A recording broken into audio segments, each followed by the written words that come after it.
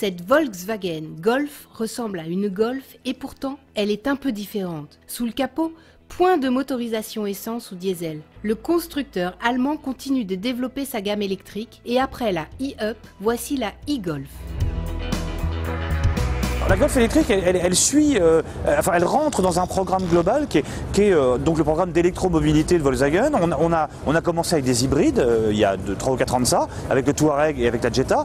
On a continué avec la e-Up, donc voiture 100% électrique. Et là, on fait une deuxième voiture 100% électrique qui est la e-Golf. Donc c'est une voiture qui est une Golf avec le même confort, la même sécurité, les mêmes volumes que la Golf normale, dans laquelle il y a un moteur 100% électrique qui produit à peu près, qui permet d'avoir à peu près 190 km d'autonomie.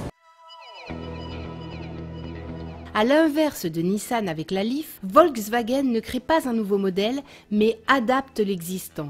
Cette e-Golf n'est ainsi trahie que par ses jantes presque pleines, les pare-chocs plus profilés et les feux full LED. L'aérodynamique est ainsi mieux travaillée, réduisant la consommation électrique.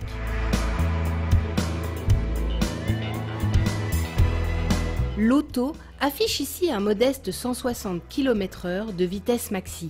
On apprécie cependant toujours autant mener un véhicule électrique qui offre des sensations de poussée très agréables. La e-Golf affiche des données fort honorables, notamment avec un 0 à 100 km/h exécuté en 10,4 secondes grâce au bloc de 85 kW, l'équivalent de 115 chevaux. Le silence de fonctionnement surprend. Le comportement s'avère sensiblement équivalent à celui de la Golf.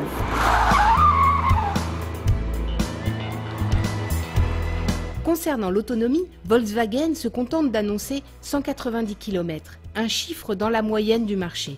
Reste le prix où avec un ticket d'entrée à 36 800 €, Volkswagen ne fait pas de cadeau.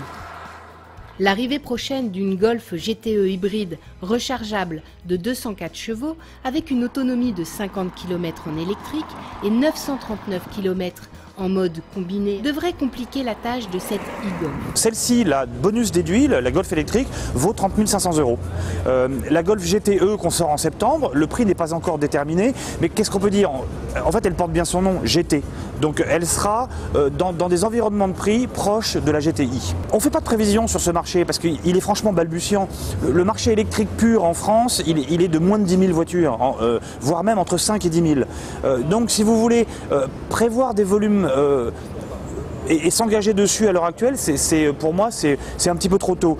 À l'heure actuelle, on fait 25 à 30 e-Up par mois, ça nous satisfait.